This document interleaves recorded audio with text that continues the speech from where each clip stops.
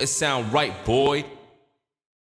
Well, what's going on, guys? Welcome back to Four Fight Fans, an MMA show for the fans, by the fans. And I'm joined, as always, with Masood, Master Masood, our voice of reason and wisdom on the show, MJ, our Twitter correspondent, and Mystic Sam. Welcome back to the show.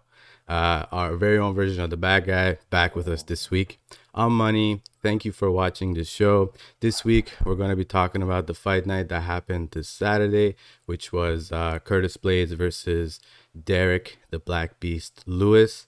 And we're going to get into the whole main card of that fight. And we're going to preview the card, the fight night that's coming up this week between Gane and Biggie Boy Rozenstruik. And before we get into all that, don't forget to like, subscribe, follow us on Twitter, get in the comments, let us know what you think about the show and everything going on in the MMA world. All right, guys, so let's get into the fight night between Curtis Blaydes and Derek Lewis. It was a crazy fight night. Even the prelims were crazy. There was 5 out of 6 knockouts. Something bizarre. Something we don't see often. Too bad we couldn't see all of them in Canada. Thank you, TSN. Yeah, they were showing golf. Yeah, they were showing golf. We were listening to the grass grow, slowly. Yeah, they started their UFC coverage at 8:20. Yeah. Wow, that's insane. Yeah. Apparently, it's an important golf game, guys. You can't hate on that sport as well. I mean, no, I'm just joking. Forget that. All right, let's get into the first fight, which was between Andrei Arlovsky, a veteran in MMA, and Tom Aspinall, a very much newcomer and rising star in MMA. We had two fights, very similar fights this night that were of the exact same sort of nature, if you will, where you have a very old veteran heavyweight versus a new and up-and-comer heavyweight, and both of them pretty much ended the same way. Andrei Arlovsky versus Tom Aspinall. Tom Aspinall getting the submission in the second round, and he jumped on that choke so quickly that it just showed his youth and speed advantage over Arlovsky. And even though Arlovsky's last fight he won against Tanner Boser, he looked, solid, technical, didn't take much risks, and won the fight in that sense. Whereas tonight he was Tom Aspinall was just too much for Arlovsky to handle.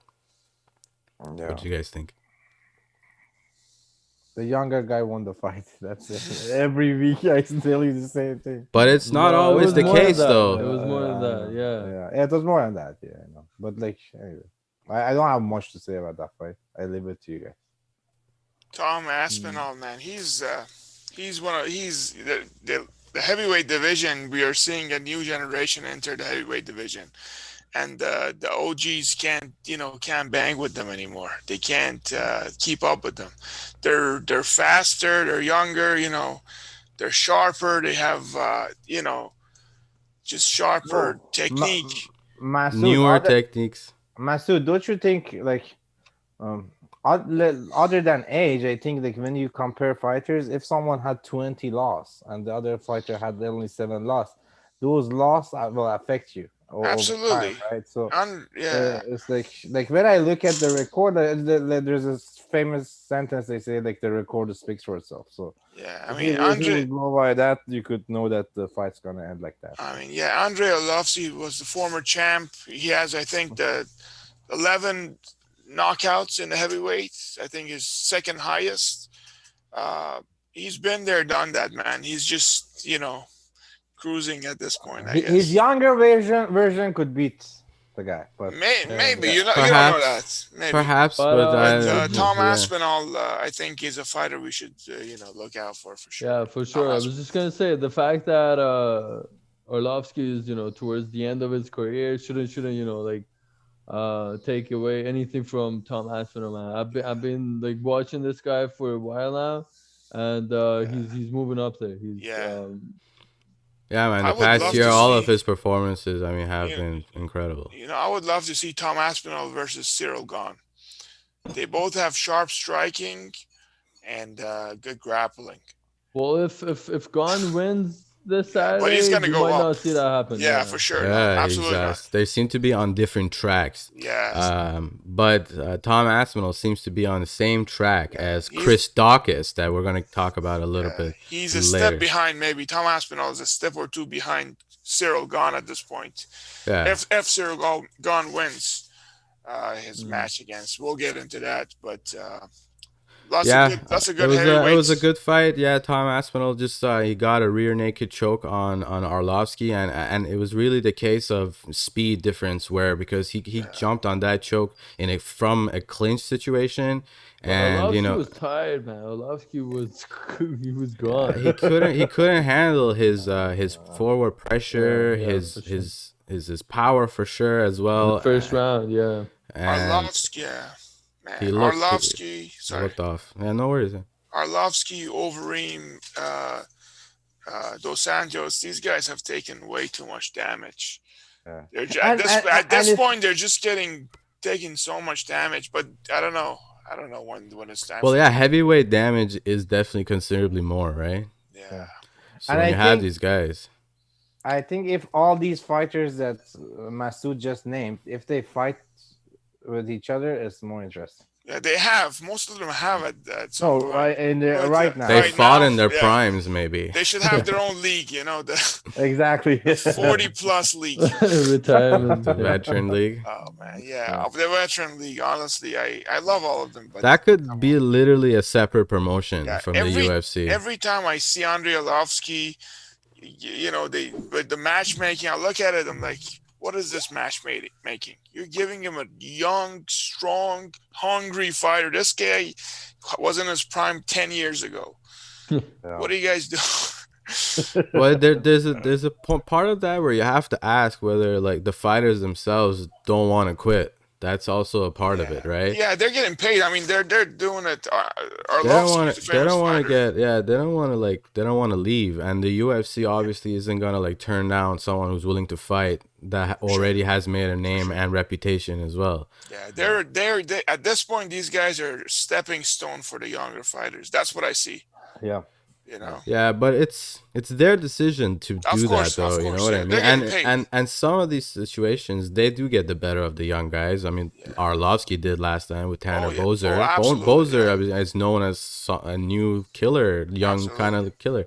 Absolutely. But I mean, it's their decision ultimately to get in there, and I don't think we've seen the last of Arlovsky. To be fair, I don't. Yeah. I think he's still gonna be. I'm sure he'll be back. It's still gonna be a stepping stone. Well, looks like it. The matchmaking has always been the same. Yeah. But if it makes money for them and they're happy, that's all that matters.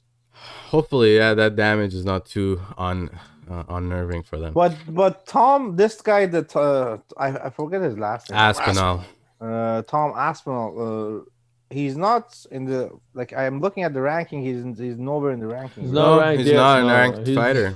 He's Neither getting is there. He's Arlovsky. getting New there. fighter, 3 fights, 3 finishes in the UFC. He's on his way up. Yeah, he- Gotta he- give him some time. He made his debut on Fight Island, I think. He's from Europe. Anyways, let's move on to the next fight of the night. Fight. Definitely not fight of the night. Definitely not. One last thing. Tom Aspinall did get Performance of the Night award for his submission over Arlovsky. So, it was an impressive submission nonetheless.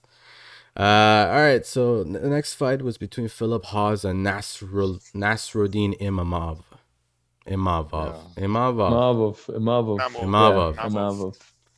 Yeah. Dean Imavov. Anyways, this fight, I mean, it was kind of controversial, I guess.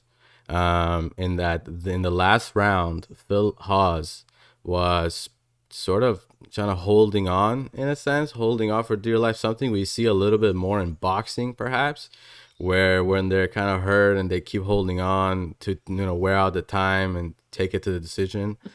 And that happened in MMA, where he just kept holding on until the bell rang, and he won a majority decision. So one of the judges gave the fight to Imamov, if I'm right.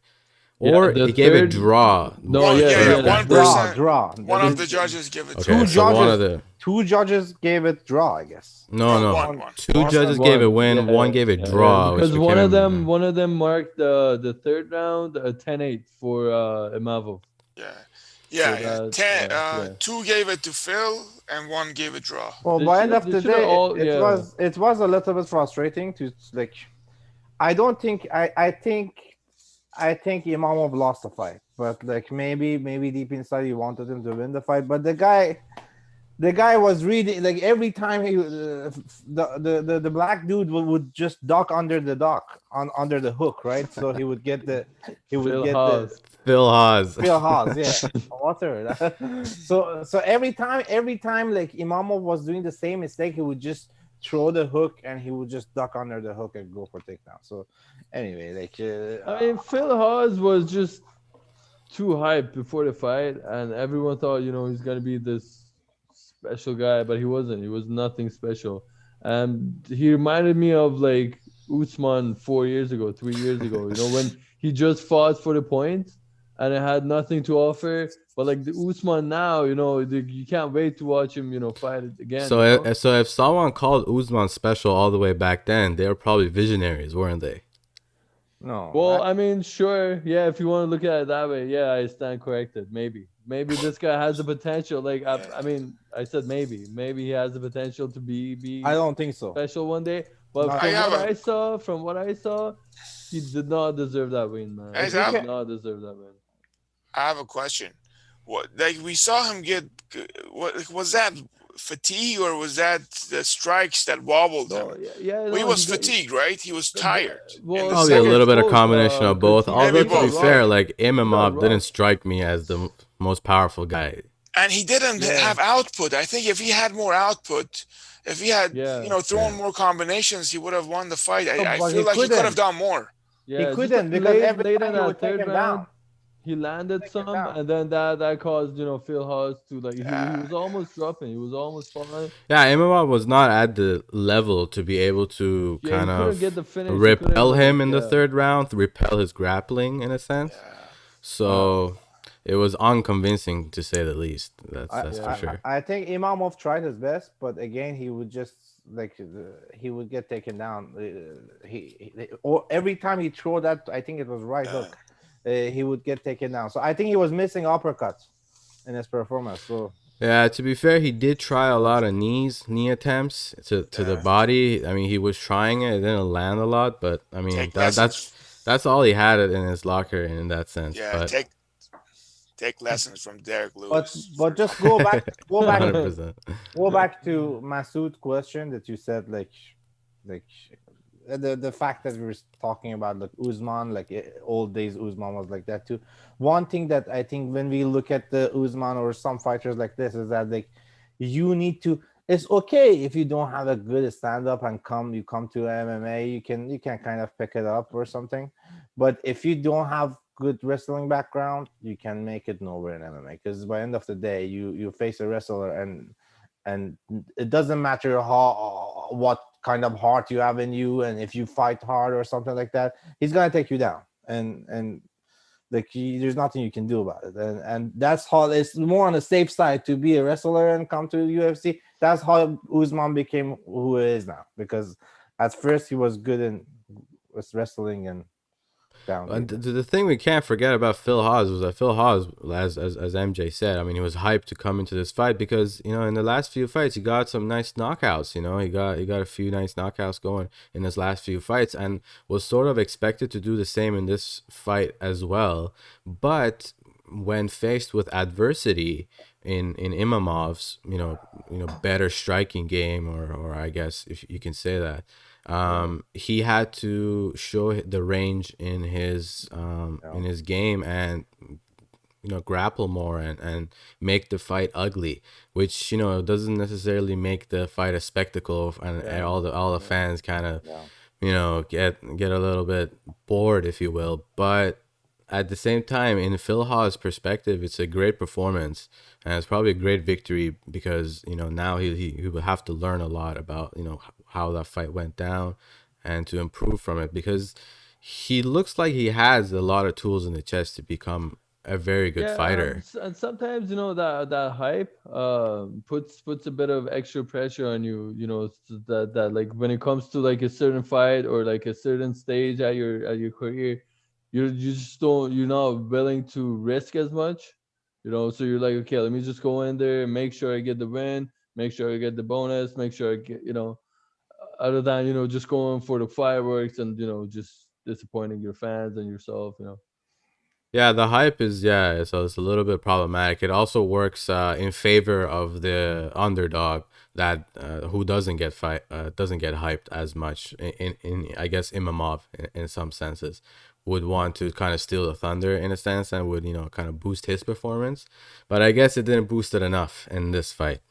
Let's move on to the next fight, which very much mimicked the first fight of the night.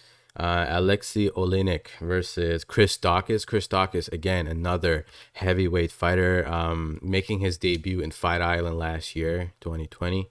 And again, another impressive performance by another young guy versus an old veteran in Olynyk. Now Olynyk is, I think when MMA was first born, when they first talk about doing something about MMA, the first 10 guys included Olynyk in the corner. It just had to, because this guy's record is like 59, he started from the wins. very beginning. Yeah, he has like 75. Let me tell you guys something impressive. He has 11 submissions with an Ezekiel choke, which is very hard to get. Very hard to get in no gi. In gi, it's much easier. That to me is just unbelievable. And he's got it, I think, 2 times in the UFC. Unbelievable. From different positions, standing, from his back, on top, any position you can imagine. It's man, I love this guy. But he's also one of those OGs, and it's hard when you have to, go against these bigger, younger, stronger, more technical, especially in the stand-up fighters. But I was hoping he gets that 60th win, 6-0. I'm sure he will. That's very impressive. Yeah, to be honest. I'm sure he will. I hope he does. Yeah, apparently, maybe that's the reason why, he's still continuing, because maybe he wants to get that 60, because he didn't look like he could kind of bang with these young guys, man. I mean, Chris Dawkins, he looked phenomenal. He looked faster, he looked more powerful. He didn't look like he could even be taken down by Olynyk. Olynyk tried his best to perhaps get some sort of position to get a submission out of him, but nah, it wasn't happening. Very likely that if he did, he would have submitted him. Oh yeah, 100%. Sure. Probably Chris Dawkins knew that. His last, Olynyk last performance, before this one, I remember, if he just grabs a hold of you, not even taking down, even a clinch or something, you're done, man. Well, against Derek Lewis, he gave up. He tried that with Derek Lewis. He tried it in the first round, and then he's like, I can't do it, guys. He's too big. So Derek Lewis is a different guy. Derek Lewis stands up. Rules of the rules of physics don't apply to the laws of physics. Once he decides to stand up, he just stands up. Guys, so you think it might be time for people like Olynyk, Arlovsky, because we all talk about heavy, especially heavyweight young fighters coming up, and the game is evolving, right? These young fighters are only going to get better and better and better, right? So in my opinion, what's the question? I'm just asking, do you think Olynyk or Arlovsky, is it time for them? Listen, no, I don't think so, man. The division still needs help. The only thing I care, concerned about is their health, the damage. Otherwise, they can fight all they want. It's up to them. But at that age, at that weight class, how much more damage can you take? That's the thing Apparently that a a lot. lot of the fighters need to gauge for themselves, and when we don't see them, or maybe we don't know what's going on in their lives or even their medical lives, in a sense, we don't know necessarily, because MMA is kind of it's young enough that we don't have 65 plus fighters yet. You know what I mean? Yeah. We haven't seen fighters in their like kind of like later stages, whereas we have seen it in boxing, and we have seen the effects of boxing. That's a good point. MMA fighters, we still haven't seen the really veterans, if you want to really want to call it, like the retired folk. And we have seen some cases, like Matt Serra, I believe. I mean, he's had a lot of medical problems. I am not sure whether it's MMA related, to be fair. I can't say. Oldest of all is Randy Couture. He's old. He's like, yeah. So I mean, those guys right now, they're in probably their 50s, right? So they still have maybe a little bit left before we see some effects, or maybe we won't see some effects. I don't know. But for Arlovsky and Olynyk, that's something I think they just got to gauge as fighters themselves. But another thing is that there just isn't enough research, or there isn't enough knowledge or information to help them out in such decisions. That's also, I think, a big part of it. It's personal decision. I think if the guy wants to do it for the money, then he does it. Like, what can you say? Like, if they want to that's right. Yeah, for sure. Like, Yeah. And one thing, guys, like I knew a boxer back home, and like the guy was a champion for the country, and he was saying he was about like 55 and something like that. And he was saying not all the time you go back and fight because of the money. Sometimes you go because you feel you get depressed. Like when you've been fighting for, let's say if you retire at the age of like 35 and you've been fighting since you were like, I don't know, 18, let's say. It's like, that's how much? That's like 15, 17 years, right? Yeah. So after that, you kind of miss it. And when you miss it, you want to get back in there. So it's not always the money. And you're right, there's no research on this, like how it's gonna affect.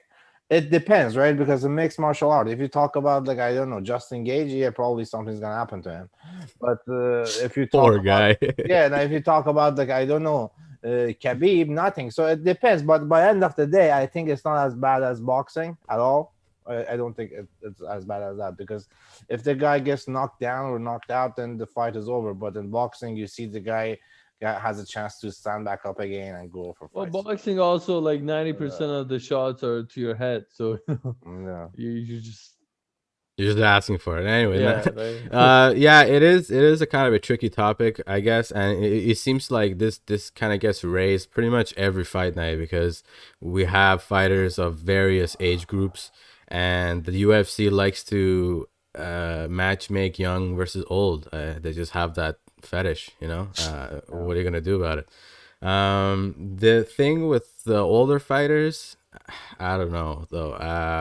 I think it's a personal decision, and I think it's so different for everybody. And like someone like Olynyk, for example, like looking at that record, like 60 of those fights, let's say like probably half of those fights, that's probably very minimal damage in those fights. You know what I mean? Like, it was just strictly submission, grappling.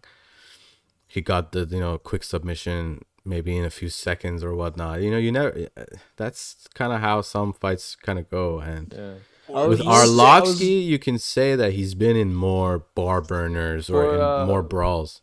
For Olynyk, I was basically more just saying it because of the damage it took against Lewis. Dude has 46. Lewis, he gave up mentally, man. I think Olynyk gave up in the Lewis fight. He's just like, yo, I can't submit this guy. I can't submit this guy because he's just too fat in my arms. Yeah. I give up. That's what he said to his coach, and that's why he got knocked out. And perhaps maybe it wasn't as much damage there. Dude, 46 submissions. That's insane. That is just insane. Yeah, it is. It's insane. Okay. All right, let's move on. We're gonna skip the Charles Rosa versus Derek Minner fight. I mean, it was a good performance by Derek Minner because most people know him as just a submission guy, but he came and showed many new facets to his game, and I really liked his coaching corner in that fight. So he got a unanimous decision victory over Charles Rosa, and it was a good one, very very good fight.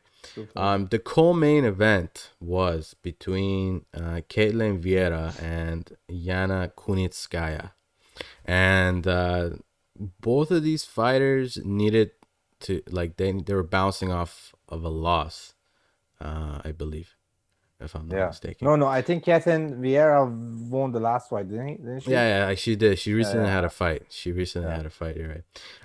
So in this fight, I mean, Yana looked like she has been improving tons in her stand-up game and overall grappling and clinch work as well. Looks like having a training partner in Thiago Santos is really, really working out for her. That was a great fight, guys. That was. You guys saw the last 20 seconds of the match when she turned around and started throwing the elbows and the punches. That was I honestly think that may have actually maybe not, because. Well, it might have clinched the round for her. Yeah, it may have clinched she the finished round on for her. top. Yeah. That was caught a her. good finish. She caught Ketlin, and but overall, I mean, even when Vieira had her back, she was active. She was striking. She was hitting her. Ketlin just wanted to go for the submission, I guess, but I think it was the first round. Vieira was actually on top.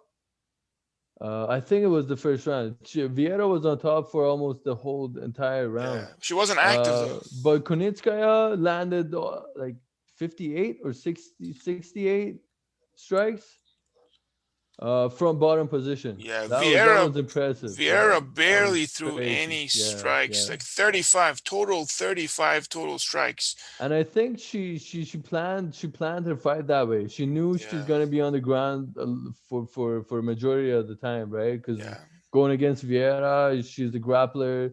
She's got great jiu-jitsu. Kunitskaya knew that she's gonna be, on the ground, giving up control for most of the fight. So she's like, you know what? Let me try those damaging her, from the ground up. 215 total strikes. Crazy, I mean, there is no doubt that she won the fight. There is a major difference in the strike output. Yeah, 47 of 60. Yeah, 35 versus 215. That's a huge difference. Yeah, man. I'm saying, even the round she was on the ground for the whole round. She got all the punches in. Yeah. I'm scared. I thought she's gonna finish the fight. The end. I was thinking she I was giving her a chance to finish the third fight. round, but she could. No, but overall, I look at it and I thought she's much better. So I was like, maybe she finished the fight, even from the first round. Even though she was striking from the back, but still. So starting off this fight, Yana was number 7, Vieira was number 6. Where do you see Yana going after this in this division? Yeah. Okay. Let's look at right now. Yana's actually moved up to 5th. She's moved up to 5th now. Yeah, okay. She passed Pena too. I would. I don't know, man.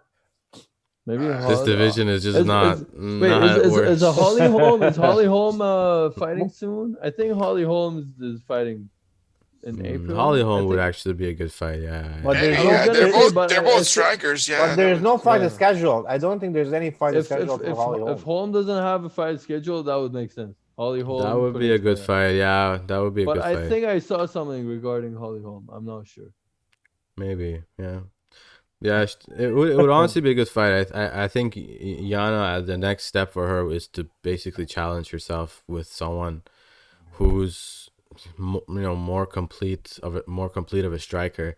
I think with Vieira, I think we've seen all there is to see. To be honest with you, I don't think we're gonna see anything more out of her. We just see a wrestling, you know, that's all she got. It's wrestling and, you know, somewhat of a submission threat.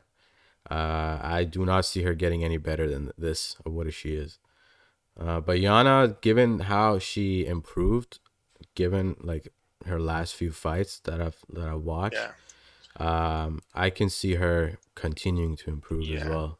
She could have, you know what? She could have easily lost this fight if she wasn't active when Vieira had position. That's right. Yeah. I love the fact that she was active and she kept hitting her, kept tagging her, even when she was in you know, in the bad position. Yeah, at the bottom. It's a good lesson. Yeah, she could have lost the fight if she didn't do that. If she just tried to get out of it or just try to survive there. Yeah, it's a good lesson for all the fighters that, you know, when you're in like those grappling positions and you're facing those grapplers that just do not give you any room or any breathing room whatsoever. Just be active. Stay active, you know, stay active on the ground, and the judges will see that. Yeah, maybe that could help Mamadov. I forgot his name. Imamov. Yeah. Maybe he could do their fight didn't go to the ground that much. It was more clinch work. That guy didn't look like Imamov didn't look like he has the gas tank to be that active. You know, Fighters out of France are not very impressive. I mean, Ngannou aside, Cyril Gane.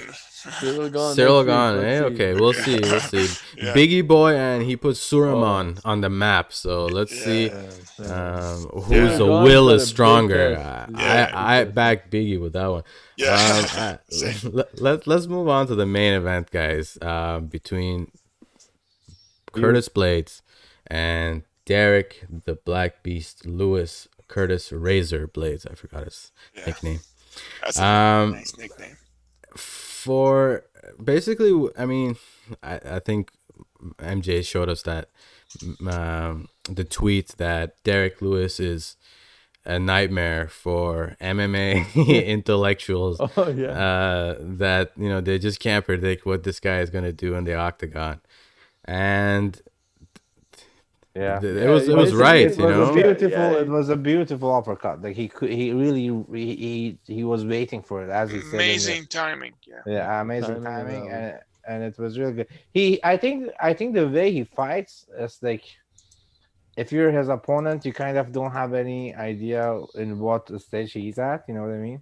I think like he was fighting a little bit defensive, but not because he couldn't fight back, because it was a strategy to just go for that uppercut, and he finished the fight perfect. It was really good. Like I think for fighters need to, like, as we go on, as the sport is evolving, there gonna be more solution for different stuff. So like from now on, you're gonna see people throwing more uppercut to refuse to get taken down. So that's one thing that he showed. Well, I mean, the timing of that uppercut and also the power that it was behind it is obviously important to note. But he was looking for only that punch, I think, the entire fight. And that's what he said. He said afterwards. Or a knee. Or a knee. But, you know, considering the Black Beast, it's always going to be that punch. I don't see this guy kneeing. Derek Lewis is very impressive, man. He doesn't have that many tools, you know. He has good hands. He has powerful, sharp hands, very precise. When he explodes, you know, throws those combos, you know, you better not get tagged. And he is just so big and strong and tough. He can endure so much damage. Like we saw against Volkov for 3 rounds. He was taking damage for 14 minutes and 40 seconds. And then he throws that bomb and just drops Volkov. Against Marcin Tabora, he was getting, he was getting hurt against him as well. He was getting taken down. Just did the same thing to him, and so on. You know, even against Olynyk, you know, in the first round. It's unbelievable what this guy can do. He has a weird character too. Yeah. that character, I think, really helps him in a fight, because he has like a perfect poker face. You can't see through this guy. You know what I mean? Like what you see is what you get. Yeah, like you think he's you can't get into his head or anything. You know. And he can do this at any time during the fight. He has the power to put you out at any time. It could be round 4 or 5 in the championship, you know. But guys, there's a problem right now that he's number 2. Okay. And he's saying he doesn't want to fight a 5-round fight. That's really like I don't know, that's weird. He doesn't like the 5-round fight. He's So basically he's saying I don't have the the stamina. Yeah, he's gonna have to do if he wants to. He did once against DC and he lost. You know, that was a championship fight, right? That was a title defense for DC. It was a long time ago. Yeah. It's a couple DC years got ago. a head and arm submission. I think it was a rear naked. No. Oh, was I don't remember. He was on top. It was a submission. Yeah. I don't remember what it was. Anyhow, going back to the fight. Rear naked choke, 2018. Yeah, DC, right? Yeah. That was 3 years ago. Yeah, going back to this fight, I don't know. Did you guys really understand what Blaydes was trying to do? I didn't get his plan. Like, what was he trying to? I think he was clearly looking for the takedown. Yeah, and Blaydes was that one time was... that he timed it really bad. But other than that, I think he didn't fight a bad fight. He was doing a good job. Yeah, he was doing fine in the striking too. He got caught. He got caught. You know why I ask? Because before the fight, they asked him. Because this was the same thing with Usman. Everyone's like, yeah, the fans don't like to see you fight. Your style is boring. And Usman, went to a whole different gym. Tried so many, whatever, to like change his style. But Blaydes told everyone that I'm not gonna change the way I fight. I'm not gonna risk my $100,000 bonus money. For people to watch me for 15 minutes and then forget about me. He's like, I'm gonna be the same boring Curtis Blaydes that you always see. But we didn't see that, right? The first round, he was trying to mix it up. Maybe that's why he lost. Okay, Merad, he wasn't fighting an average fighter, right? He was scared about for sure. But like, if MJ makes a point in the sense that maybe the all the talk and stuff got into his head, and like he wanted to stand up with him for a little bit before he started his game. But had he started his actual wrestling game right from the get-go, maybe Derek Lewis might not have had that opportunity. Had he got that takedown, it may have been a different story. But we also, like in his last match, we also saw improvement in Blaydes striking as well against Dos Anjos, for example. He was striking and he TKO'd Dos Anjos, And in this fight, I mean, the leg kicks that Lewis was absorbing, those were painful, man. He was taking damage from Curtis Blaydes. After first round, I was like, this man is done. He's gonna go for the takedown. He's gonna continue, or eventually he will go for the takedown. He's out striking him. He can out wrestle him. There's nothing Derek can do except for that. I think if he would go for takedown right from the beginning, then that would show that he doesn't have confidence in a stand-up.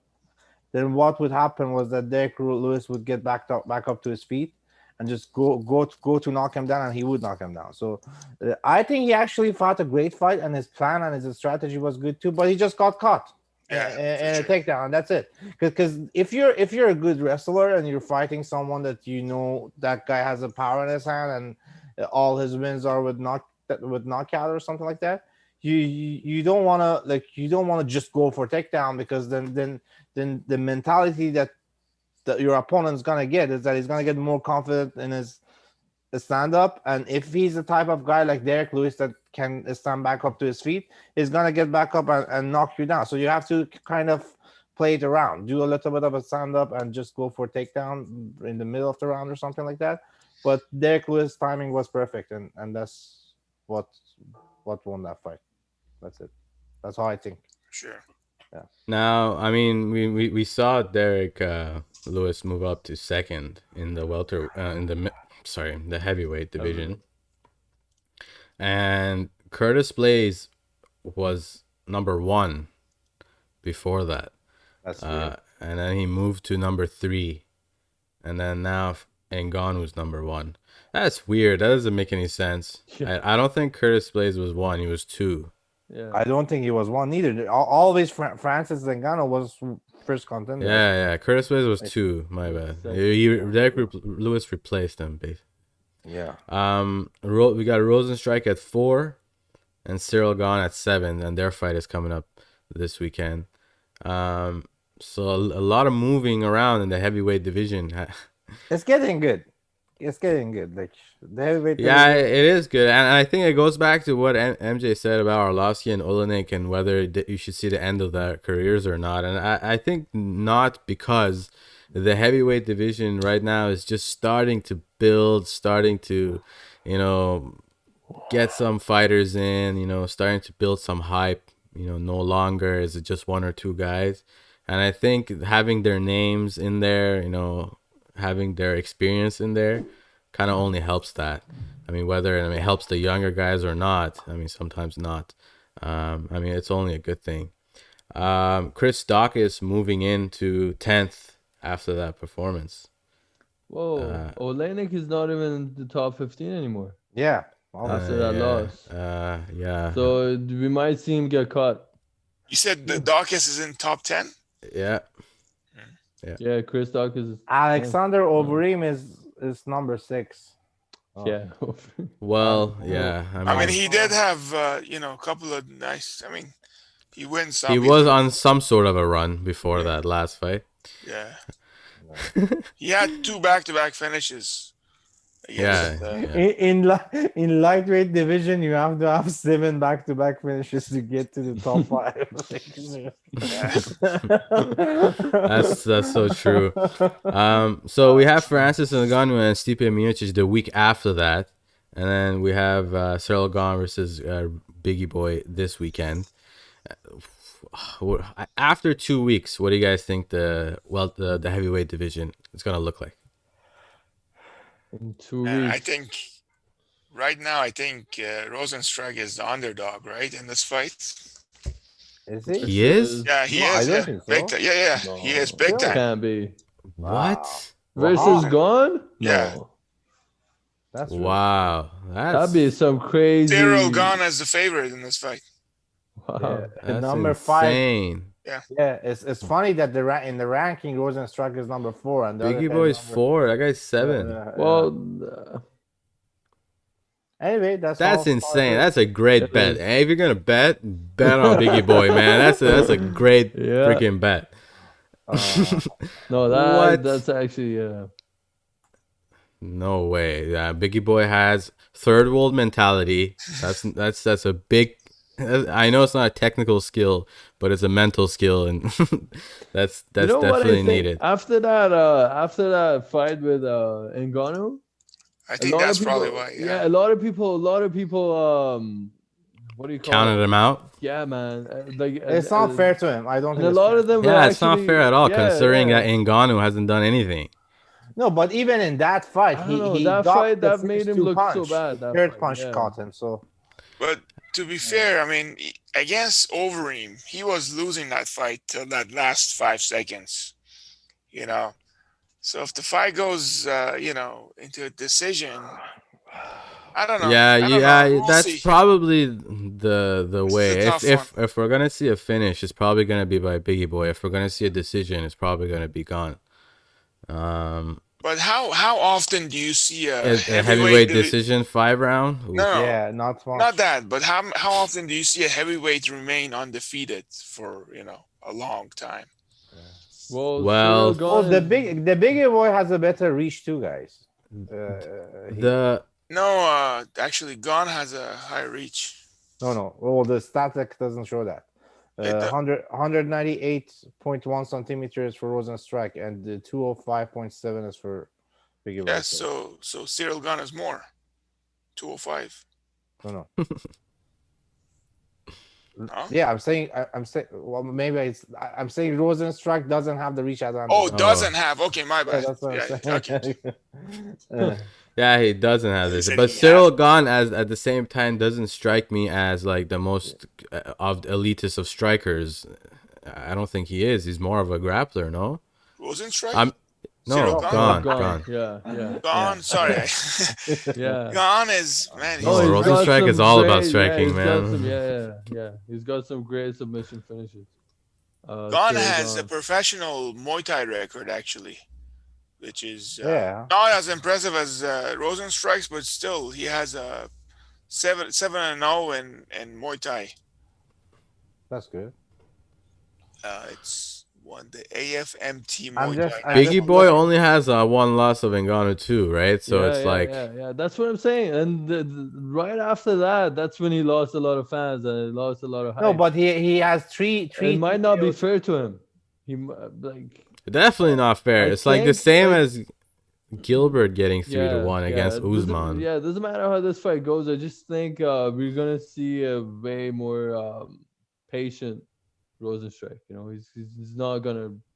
I hope he's not, because Cyril Gane is a smart fighter. You can't just rush into this fight with him. Yeah.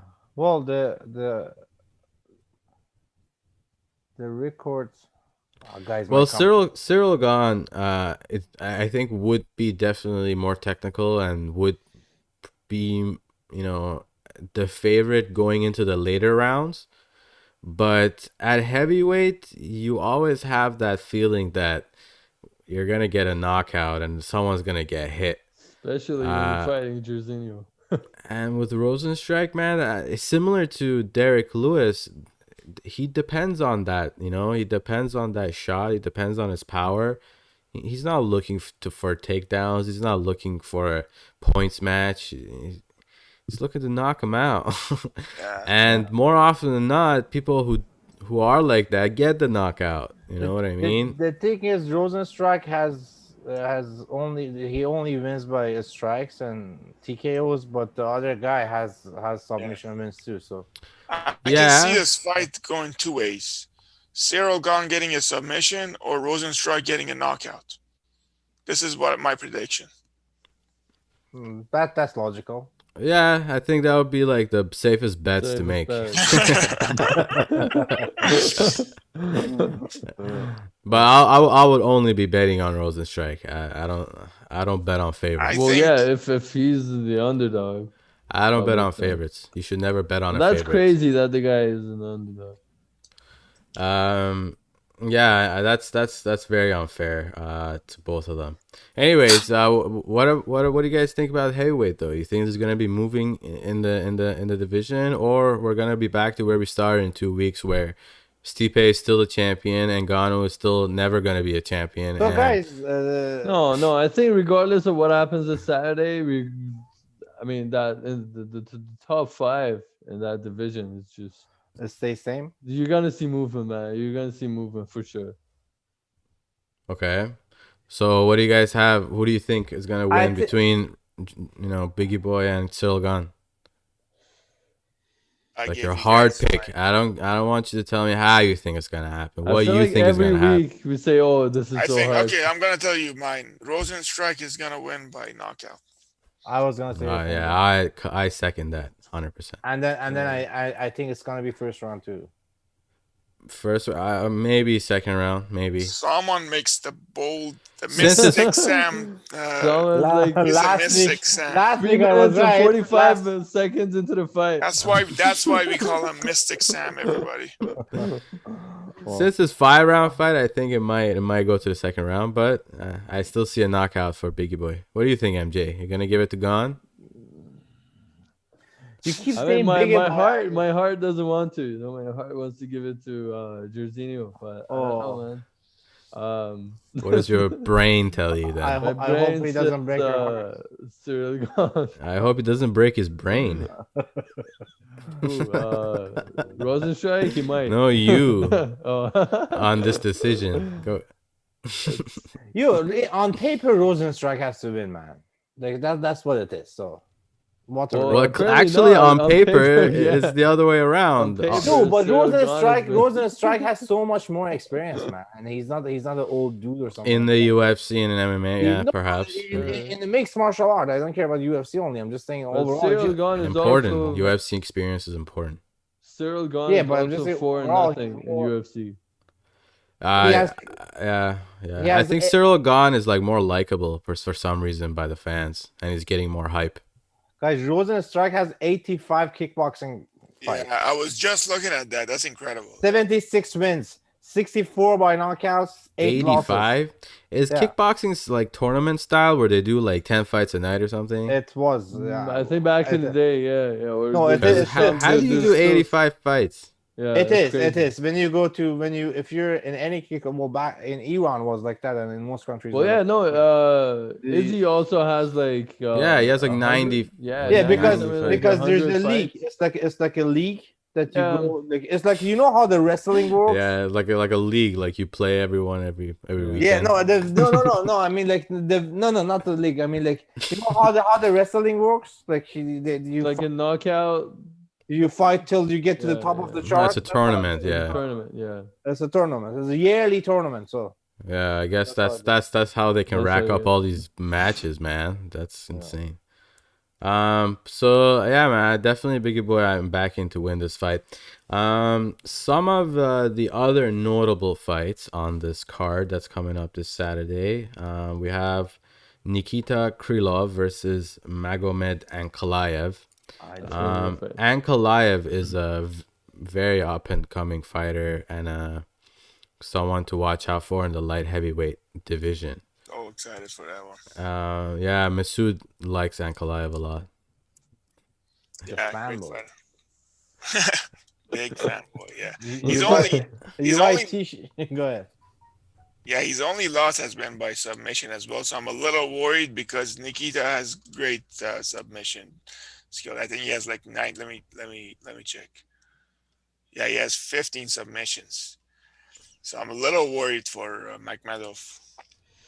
But And Kalaev is the favorite, right? Ankalaev is the favorite. Yeah. Yeah. So we might see another upset with Nikita. This one's maybe less likely. Yeah. Maybe. Just Yeah. maybe. No, I got Ankalaev too. Nikita Krylov. Krylov.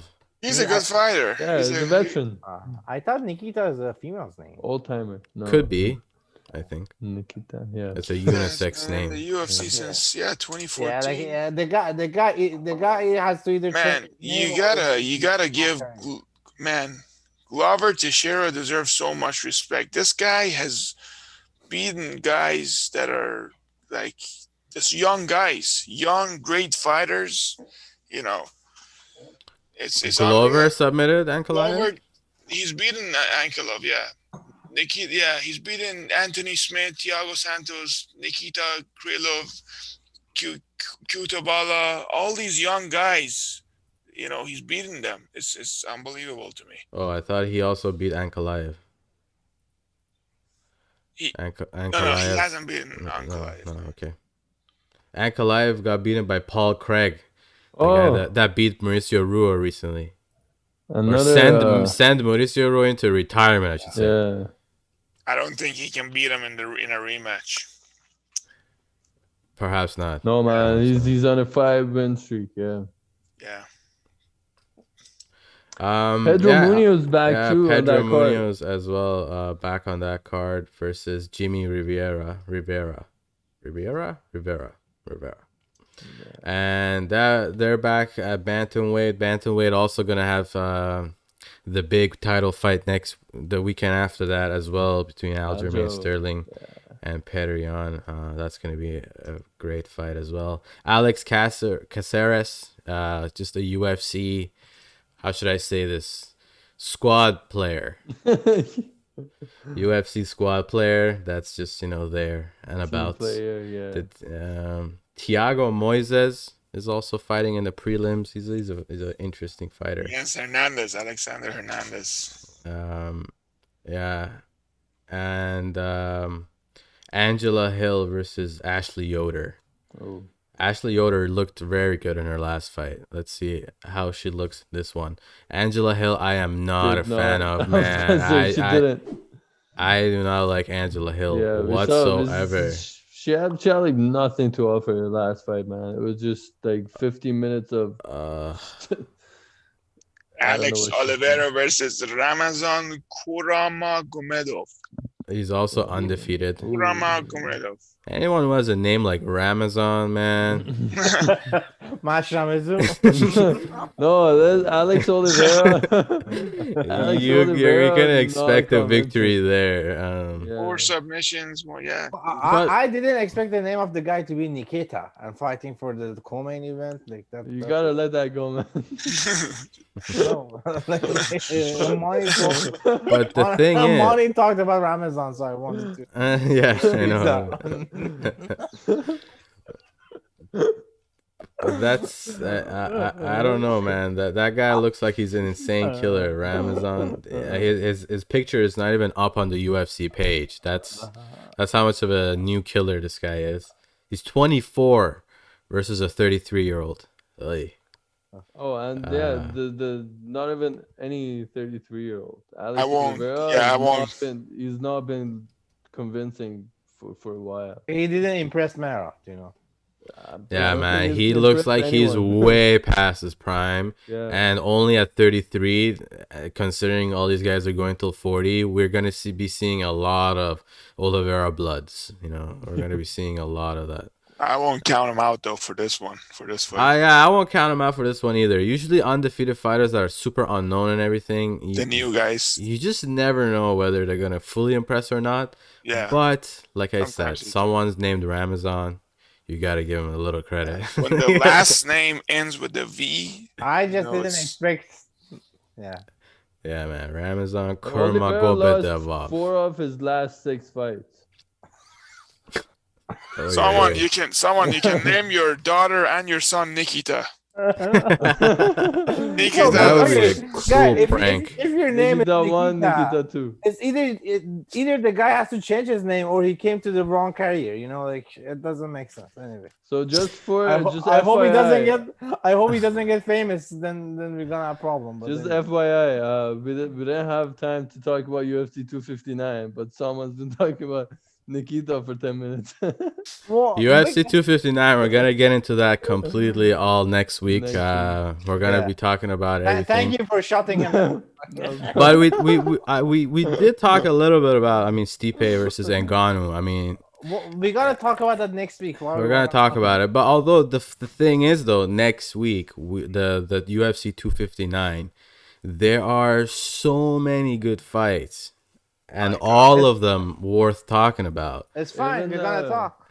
There's 3 title fights, and then we have Islam Makhachev back in action. That guy deserves half an hour worth of talking about. Half an hour? Whoa. Yeah, man. This guy, everyone has been waiting for him to fight. It's been years. It's been a year, literally. I just want to see Thiago Santos win, man. Thiago Santos versus Rakic. He's got a tough Another insane fight. His wife just won, so this is the year for both of them. That's it. He's got a tough opponent. Who's his wife?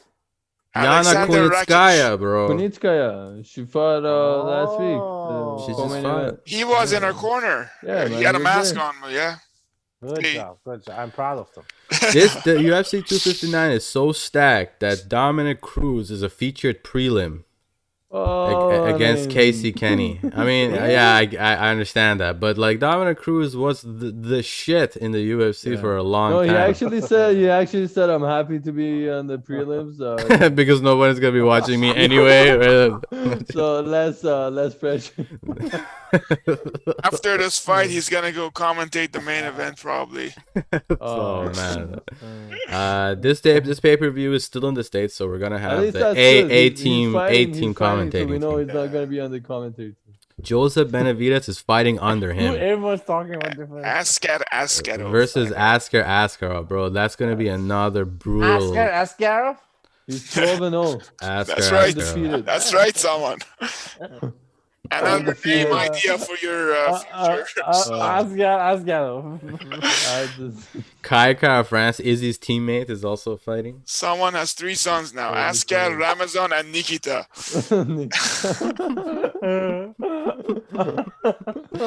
Yeah, Nikita and Asker. Yeah, Asgar. And Ramazan as well. It's one of those like you see Muhammad. You know, Yeah. the guy has a first name as a last name. Like, what's the Okay, deal? Someone Samanov. We need Yeah. Oh, and today's also Jan my God. Blahovic's It's getting birthday. cheesy. Talking about Jan Hubich's birthday. Oh boy. Who gives I a mean, fuck? he needs to. Dude is the biggest fan, man. He, of course, he gives. He doesn't even look at your podcast to hear your shout out for his birthday. So chill out. Oh my God. Savage. All right, guys. Looks like his show has come to its end, and we are happy that you guys are with us till this far. I can't do this anymore. Thank you so much for watching. Don't forget to like, subscribe, follow us on Twitter. Let us know what you think of the fights. We'll be live tweeting the event on Saturday as per usual. And from all of us here at 4Fight Fans, have a good night. Take care. Take care, We'll guys. see you guys next Okay, week. guys. See you. Have a good Bye. Bye. bye, guys.